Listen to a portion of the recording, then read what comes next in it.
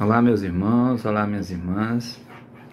Estamos aqui de volta para dar continuidade ao estudo diário do Evangelho segundo o Espiritismo. Ontem nós tivemos a nossa irmã Solange. Nós estamos tratando do capítulo 7 do Evangelho segundo o Espiritismo, Bem-aventurados os pobres de espírito. Ontem a Solange nos apresentou o que é preciso entender por pobres de espírito. E hoje nós iremos tratar do tema todo aquele que se eleva será rebaixado. Antes de iniciarmos propriamente dito o estudo, nós queremos fazer nossa prece inicial. Rogando aos nossos irmãos espirituais a sua assistência, a presença benfazeja de todos esses queridos que cuidam de nós, que nos amparam, que nos orientam no nosso dia a dia. Queremos agradecer a presença de todos vocês, que são para nós encarnados um verdadeiro bálsamo diante de diversas situações do nosso cotidiano, em que por vezes perdemos o equilíbrio das emoções, perdemos o rumo correto a ser seguido, fugimos um pouco da rota que estabelecemos, mas sempre temos nesses espíritos abnegados grandes orientadores que nos fazem corrigir tais rotas. A nossa gratidão, ela é constante a Ti, Mestre de amor, porque nos concede essas grandes dádivas, porque nos concede esses amparos de irmãos que são abnegados nesse trabalho de cuidar de cada um de nós. Que nós saibamos ter essa compreensão e esse respeito pelos nossos irmãos do plano invisível, que jamais descuidam de nós.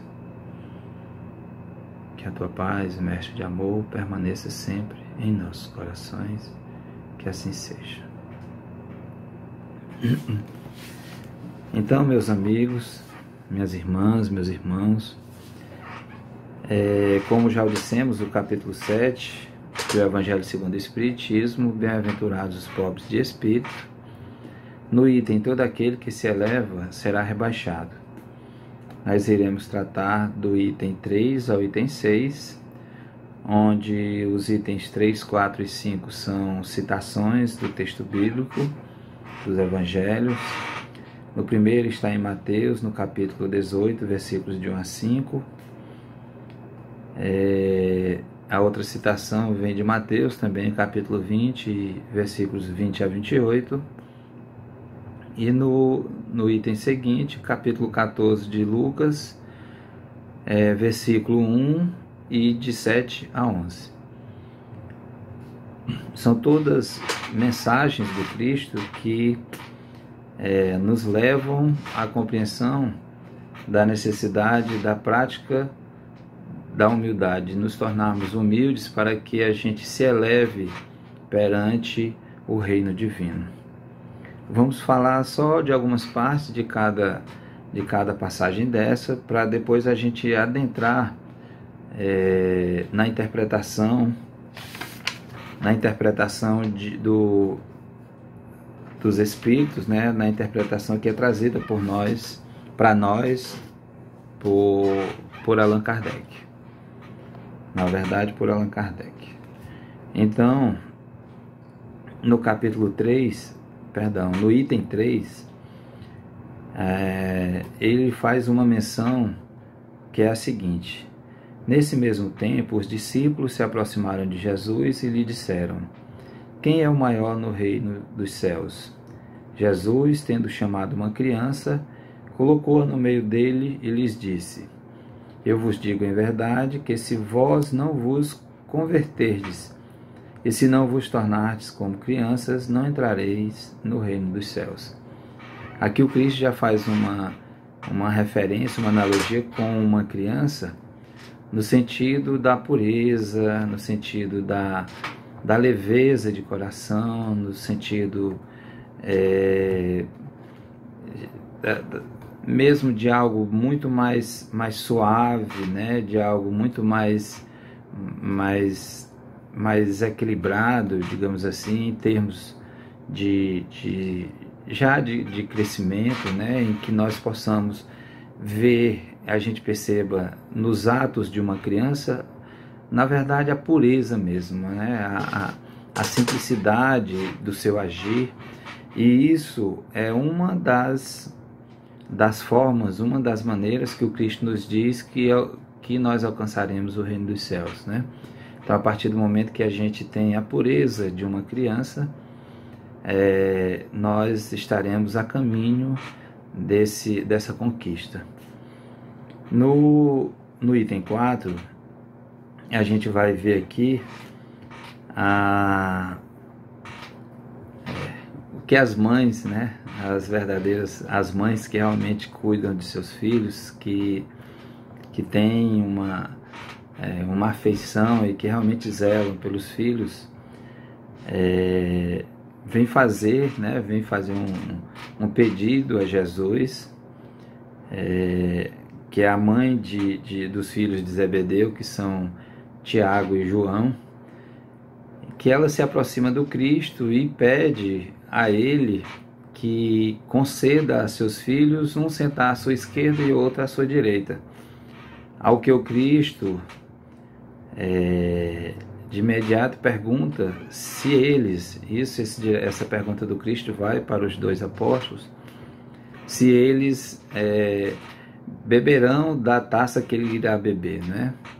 Ou seja, se eles resistirão a tudo aquilo que ele vai ter que passar, porque isso já era um prenúncio, né? Um anúncio daquilo que o Cristo iria viver no que diz respeito à questão da sua morte, né? Já era um prenúncio de todo aquele martírio do que ele iria viver, e ele faz essa pergunta aos apóstolos, a Tiago e João, mais especificamente, se eles terão condições de beber do cálice que ele irá beber, né? Ao que eles respondem que sim. E o Cristo, conhecedor do que iria se passar com ele, disse para eles que é verdade que eles irão beber do cálice que ele está bebendo, mas que essa prerrogativa de dizer quem senta à esquerda ou à direita na sua grandeza, no seu reino, né? No seu reino de imortalidade, é uma prerrogativa de Deus, é uma prerrogativa do Criador, é somente Ele quem definirá aquele que sentará à direita ou à esquerda, né?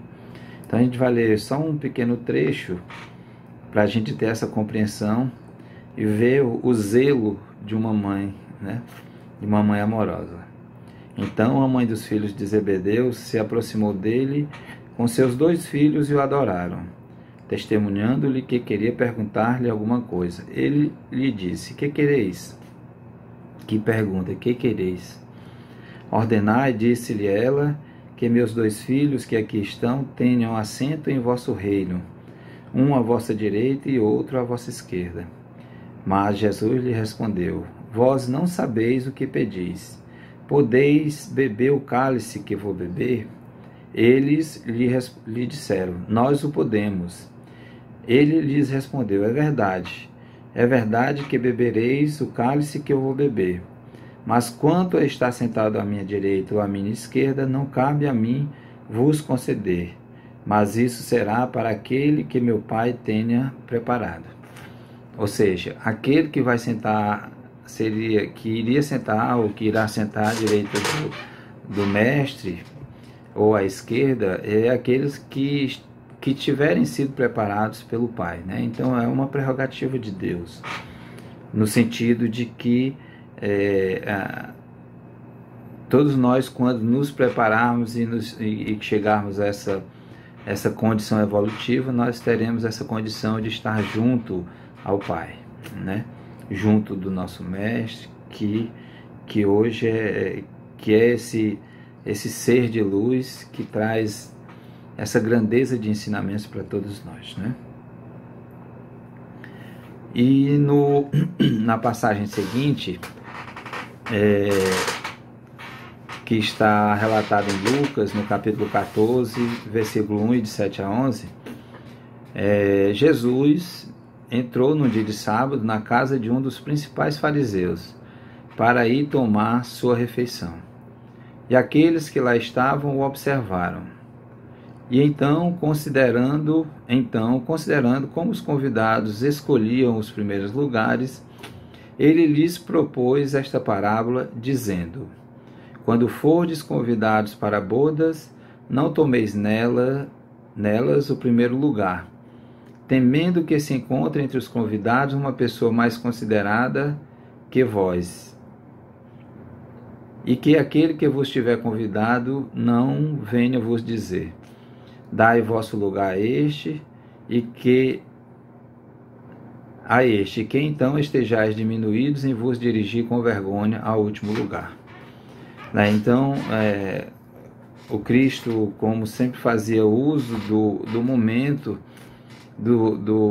das possibilidades que ele tinha ali para citar exemplos, né? Para falar por parábolas e, a partir disso, trazer os ensinamentos para aqueles que ali se encontravam.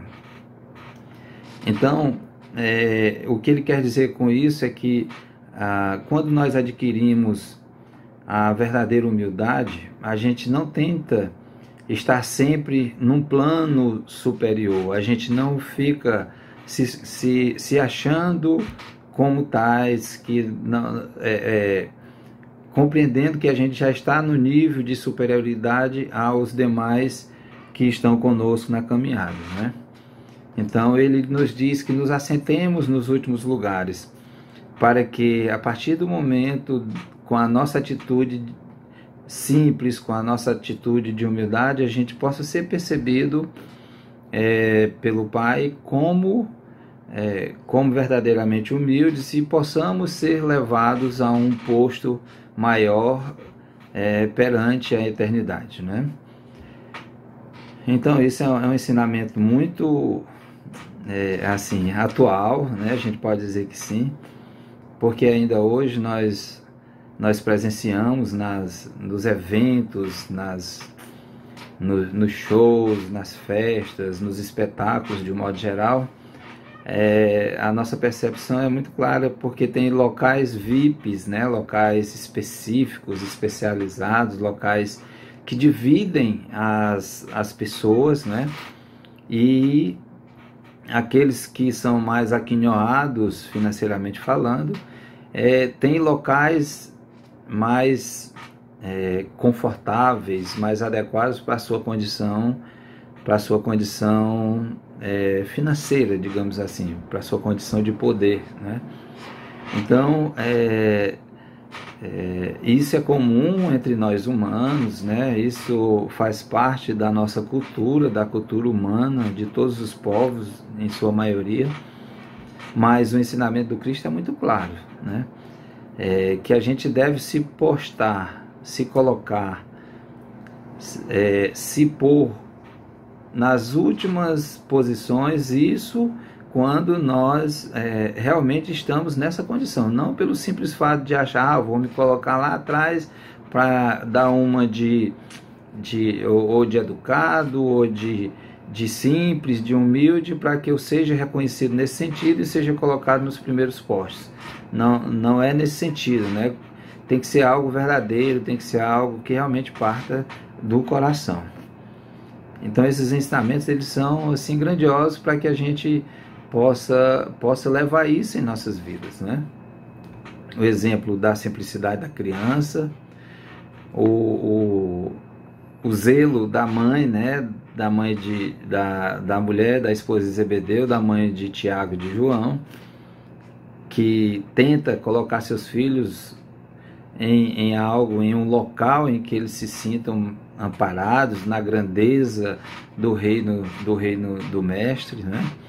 E por último, né, nessa posição, numa festa de bodas, num festim, em que ele nos diz que a gente procure sempre se manter dentro de uma situação de simplicidade em nossa vida, de uma situação de humildade, para que a gente se eleve no reino dos céus e que a gente não busque essas conquistas no reino da matéria, né? Então, nós vamos partir agora para a interpretação feita por Kardec, e aí nós permitimos fazer a leitura de algumas partes e aos poucos a gente vai fazendo o comentário, tá? Então, essas máximas são a consequência do princípio de humildade que Jesus não cessa de colocar como condição essencial da felicidade prometida aos eleitos do Senhor, e que formulou por estas palavras: bem-aventurados os pobres de espíritos, porque deles é o reino dos céus. Ele toma uma criança como modelo da simplicidade de coração e diz: será o maior no reino dos céus quem se humilhar e se fizer pequeno como uma criança. Quer dizer, quem não tiver nenhuma pretensão de superioridade ou de infalibilidade. Então, aqui já traz a exemplificação do capítulo 18 de Mateus, dos versículos de 1 a 5, no item 3 desta passagem, né? Que ele faz a referência à criança, nesse sentido da simplicidade, né? De saber que é frágil, de saber que sente que precisa do amparo do Pai, que precisa do amparo daqueles que estão em nosso derredor, que nós não somos autossuficientes, que nós somos dependentes, somos falíveis e que dependemos assim, desse amparo espiritual, desse amparo daqueles que estão mais desenvolvidos, daqueles que já conseguiram uma ascensão maior nessa escala na escala espiritual, né? O mesmo pensamento fundamental se encontra nesta outra máxima, que aquele que quiser tornar-se o maior seja vosso servidor. E nesta, todo aquele que se rebaixa será elevado, e todo aquele que se eleva será rebaixado. Então, aquele que quiser tornar-se o maior seja vosso servidor. Isso aqui é algo que está na essência do Cristo, né? Ele, quando aqui esteve, em todos os momentos ele se mostrou como um servidor. E esse é o convite que ele nos faz, que se nós queremos realmente ascender a escala dos mundos, nosso próprio desenvolvimento enquanto espírito, nós precisamos servir, nós precisamos ser um servidor. E não querermos sermos, e não buscarmos ser servidos, né? Que isso é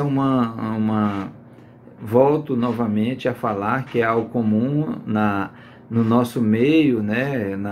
Aqui no nosso plano terreno, em que as pessoas que supostamente têm o poder dos poderosos da terra, se acham, por muitas vezes se acham superiores àqueles outros que os servem, e não os tratam de modo adequado, ou não os tratam como realmente pessoas que estão ali para lhes servir, pois compreendem que são superiores a essas pessoas que estão ali ao seu redor.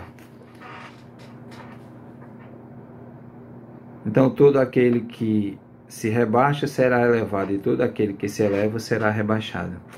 Então, isso é um outro exemplo de que nós precisamos demonstrar e agir com humildade. Nós precisamos buscar fazer com que isso se torne realmente algo intrínseco a nós.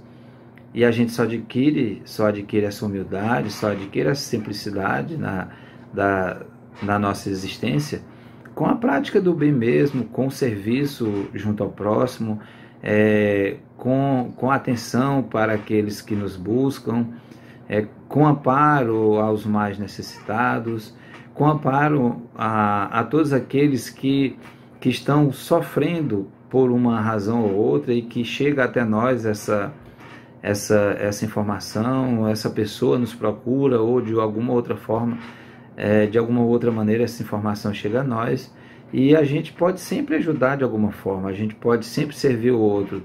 Se não materialmente, a gente pode servir por meio de uma oração, por meio de uma vibração positiva, para que aqueles irmãos que estejam numa condição mais deplorável, seja emocional, seja uma condição material, que eles possam ser amparados, se não por nós, mas por algum outro irmão nosso que possa ir lá e lhes amparar, né? Eu quero deixar bem claro aqui, porque é muito comum, às vezes a gente fala, os poderosos, os ricos, aqueles que têm mais condições financeiras, porque isso, muitas vezes é comum isso, mas a gente sabe e conhecemos muitas pessoas que, apesar da sua condição financeira, são extremamente humildes, são pessoas puras e boas de coração. E isso a gente precisa deixar muito claro, que não é necessariamente o fator econômico, financeiro, de poder, que vai tornar uma pessoa má, uma pessoa orgulhosa, uma pessoa vaidosa. Nós sabemos que não é isso. Porque exemplos diversos existem de pessoas que vivem sim na simplicidade, apesar de todas as suas conquistas materiais, né? E isso é bom que a gente deixe muito claro, para que não estigmatizemos, né, as pessoas que têm posse, que têm riqueza, enfim.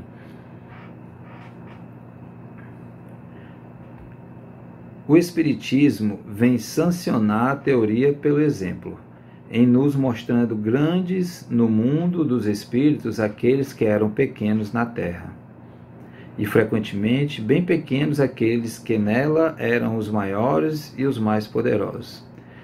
Que os primeiros levaram em morrendo aquilo que unicamente faz a verdadeira grandeza no céu e não se perde, as virtudes, enquanto que os outros deveram deixar o que fazia sua grandeza na terra e não se leva. A fortuna, os títulos, a glória,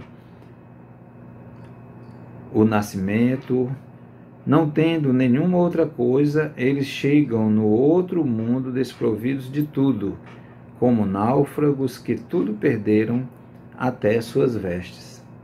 Não conservaram senão o orgulho que torna sua nova posição mais humilhante, porque veem acima deles e resplandecentes de glória aqueles que espezinharam na terra. É justamente isso que o Cristo nos diz, que nós devemos nos manter nos últimos lugares, para que sejamos reconhecidos quando da presença do nosso Senhor, que chega ali para nos convidar para a sua festa de bodas, para o festim. Porque absolutamente nada do que é material será conduzido por nós quando da nossa desencarnação. Nós levaremos somente as virtudes que conquistamos durante a nossa existência. Nós levaremos somente as virtudes que já adquirimos durante todo o período encarnatório que nós estamos vivendo. E cada oportunidade encarnatória é uma grande possibilidade de desenvolvimento do nosso espírito. E as vaidades, o orgulho, o egoísmo nos atrasam, nos fazem permanecer inalterados nessa evolução. Ao contrário que a humildade, a forma simples com que nós tratamos as pessoas, como nós vivemos a nossa vida isso é que nos fará nos elevarmos no reino dos céus. E esse convite ele está muito, muito claro para todos nós, sempre nas passagens do Cristo. Ele sempre nos apresenta que a humildade e a doçura, elas são o oposto do orgulho e da vaidade, né?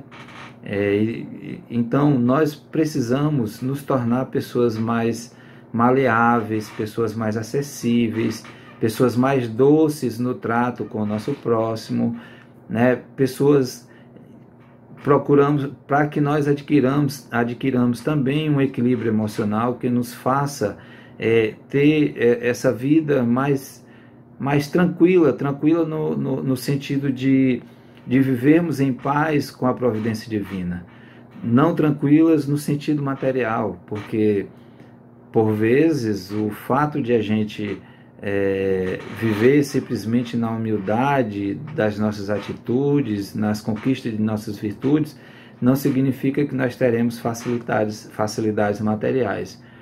Muito pelo contrário, os exemplos que a gente vê, a gente pode citar o nosso querido Chico, que foi uma pessoa que materialmente viveu grandes dificuldades, né? Viveu muitas, não tinha nada do que era o necessário, né? O pão nosso de cada dia verdadeiramente ali existia.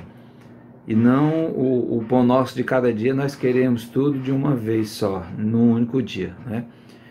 O exemplo do Chico deve refletir constantemente em nossas vidas, né? O Espiritismo nos mostra uma outra aplicação desse princípio nas encarnações sucessivas, onde aqueles que foram os mais elevados numa existência são rebaixados à última posição numa existência seguinte, se foram dominados pelo orgulho e pela ambição. Não procureis, pois, o primeiro lugar na terra, nem vos colocar acima dos outros, se não quereis ser obrigados a descer. Procurai, ao contrário, o mais humilde e o mais modesto, porque Deus saberá vos dar um lugar mais elevado no céu, se o merecerdes. Então, o Espiritismo vem nos mostrar de forma muito cristalina que essa é a realidade do Espírito, né? Essa é a realidade que nós vamos encontrar quando estivermos do outro lado da nossa existência, quando nós encerrarmos esse ciclo no corpo físico para retornarmos ao plano dos espíritos, né? E as obras espíritas, elas são muito claras em tudo isso. A gente percebe, podemos citar diversas obras, mas temos os exemplos de André Luiz, né, que nos traz isso de forma muito clara, da necessidade de nós vivermos muito próximos da divindade no sentido de pureza de espírito, de simplicidade no nosso existir, de cuidado para com o nosso próximo. Porque a vaidade, né, aquela vaidade que nos faz sentir, como a gente costuma falar por aqui, a última Coca-Cola do deserto, né, que nos faz sentir tão superiores, tão melhores do que os demais, na verdade isso é um grande devaneio, né? Na verdade isso é uma grande mentira que nós procuramos alimentar dentro de nós mesmos, né? E nós acreditamos nessa mentira criada por nós mesmos, pela nossa própria imprevidência, né? Então, meus irmãos, que a gente possa ter esses ensinamentos como exemplo para nós, que a gente possa ter na nossa existência tudo isso buscado com muito afinco, né? Que a gente possa viver realmente na simplicidade do nosso existir, que a gente entenda que não há nada que seja material superior ao outro. Nada. Nenhuma conquista material nos faz melhores ou superiores aos nossos irmãos. Jamais, jamais acontecerá isso. O que nos fará, não melhores, mas o que nos fará, porque esse não é o objetivo, ser melhor ou pior do que o outro, mas o objetivo é de crescimento, é de desenvolvimento, é de evolução espiritual. Então, busquemos isso. Reparemos os grandes exemplos que a humanidade, que os missionários vieram nos trazer em todos os tempos da humanidade. Lembremos o exemplo de Francisco de Assis. Lembremos o exemplo de Madre Teresa.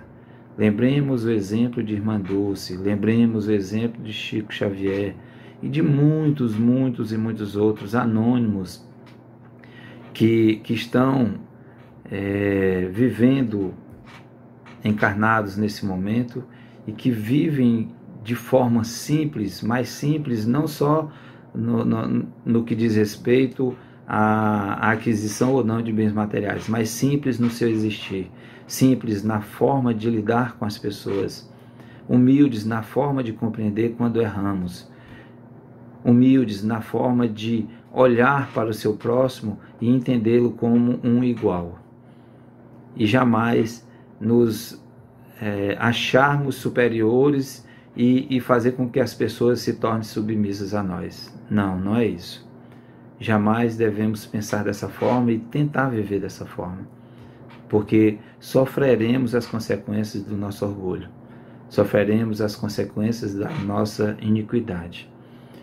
Por isso, irmãos, é uma alegria, mais uma vez, poder estar aqui com vocês, transmitindo essas mensagens consoladoras que a doutrina espírita nos traz, a mensagem rediviva do nosso Mestre, que a doutrina vem trazer de forma assim, muito esclarecedora para todos nós. Fiquemos na presença do Cristo e, para finalizar, nós queremos novamente fazer uma prece.